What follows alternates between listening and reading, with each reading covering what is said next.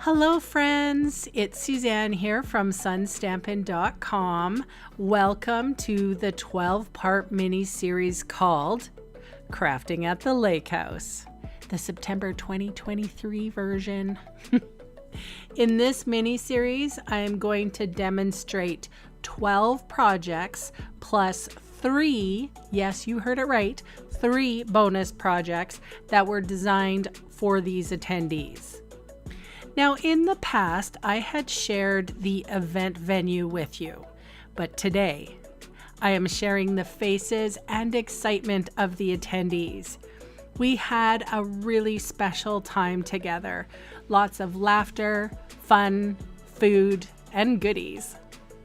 That's what crafting is all about to me. I had a really amazing team that helped me out too. I am blessed with the best of friends. Thank you guys. So the book that everyone is excitedly showing you is a card design sketchbook called The Card Maker's Companion. The link is below if you want to order one for yourself. They're sold on Amazon. Now, let's get into the projects. Let's get started with card number 5, featuring the Merriest Trees stamp set and dies. I have Orchid Oasis here, the cardstock. It's very pretty. And I'm going to make a slimline card. So a slimline card is 8.5 by 7, scored at 3.5 on the 7-inch side. Hopefully that makes sense. I am die cutting this 4 frond tree. I'm calling them fronds because it's like it's a 4-step tree. And then you should see this piece of basic white. I was running out of basic white and I had to make this work. So we have the 3-tier, the 2-tier, and the 1-tier basic white that we're cutting out of basic white. All right, so that is it for die cutting. I have a piece of basic white here that I'm just going to rip. And this design was made from an Australian design team member for Stampin' Up. Her name is Vicky Boucher. And she did something very different, but the theme is the same. Really liked what she did. Give credit where credit is due. I'm stamping with Versamark ink. Of course, I rubbed my embossing buddy all over it. And then I'm inking up the stars and stamping on my tall card front. And then this is the sentiment that says, "We wish you a Merry Christmas." And I'm pouring over this basic white embossing powder.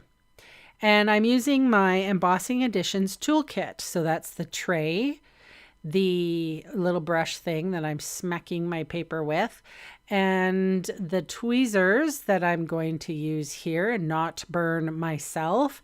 It also comes with an embossing buddy.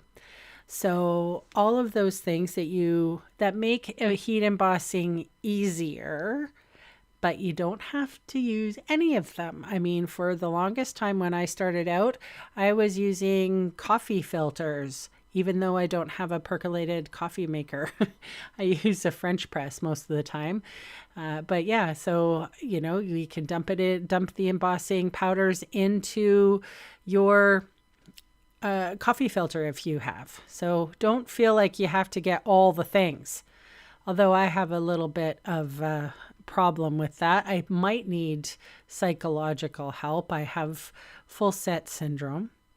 So how I made this this ink really stamp well is because first I inked up my stamp with Versamark ink, and then the thing is that I did this tree on just my regular paper. I wasn't on anything squishy, and you can see how different that went.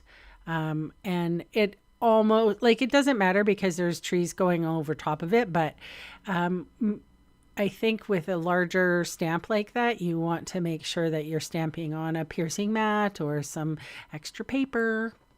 All right, so I'm doing some blending, my favorite technique, and honestly, I could blend every card that I make.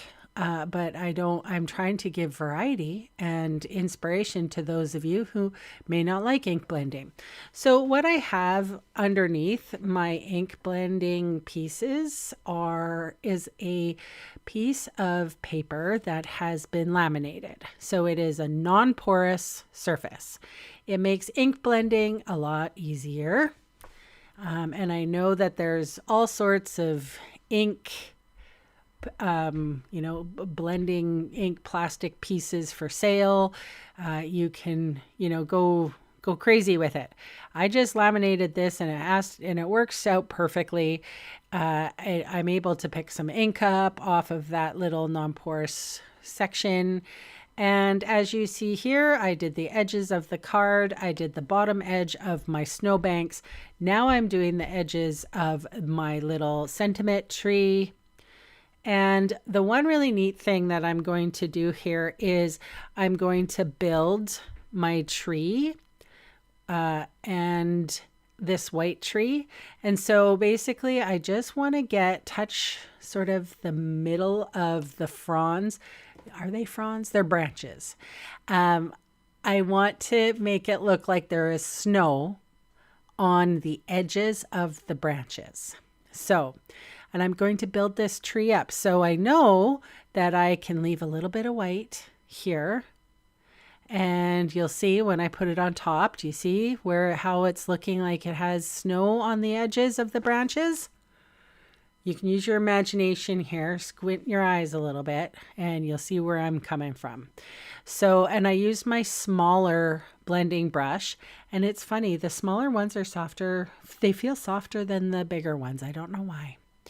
All right, so I'm going to glue this baby together.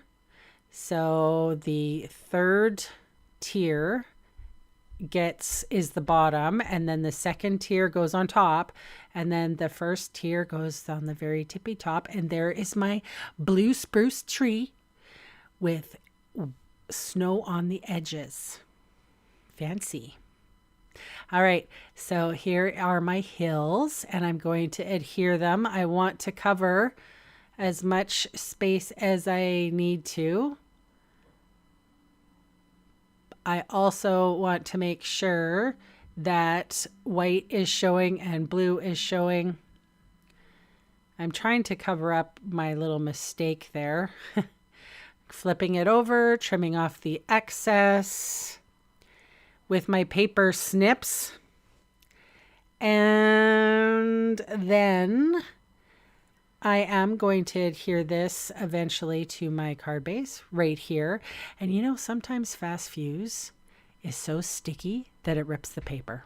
And that's what happened just there. I have a love-hate relationship with it. I actually really like it because the adhesive is very, very, very strong. So I know that my paper is never going to come apart. But when you're building it, sometimes it's annoying that it rips your paper. Love-hate relationship. All right, so I'm just taking my finger and kind of rubbing off any ink that may be on my stars because that's not appropriate. I don't want inky stars. And I put dimensional adhesive on my little snow-covered pine. Is it a pine or a spruce? I don't know. It's a blue spruce because it's blue. It's an orchid spruce. Because I'm using Orchid Oasis. This is a really pretty color.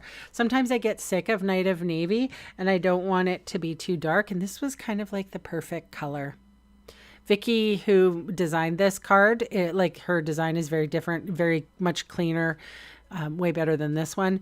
This design, hers was definitely, I think, Night of Navy. Well, she's a design team member. I'm not a design team member, you guys. So, yeah. I've never tried, though. I don't know if I'd want to. It's too much pressure. I have a hard enough time getting videos up. I don't want to have somebody say, oh, yeah, you have to make all these cards every month. Oh, my gosh. I think I would have a conniption. All right, so I'm just using glue and putting sequins on all the empty spots. I kind of like the sequins as stars, and I like the embossing. I like how many levels it gives. I'm digging this card all over the place. And again, it wasn't my design, so I'm upfront about that. Those sequins are certainly pretty. These are called, let me look. They are called loose silver sequins, and they're beautiful. All right, you guys, so that is my card for today. Thank you so much for watching and thumbs upping and subscribing, and I appreciate you so very much. And I'll see you next time. Bye for now.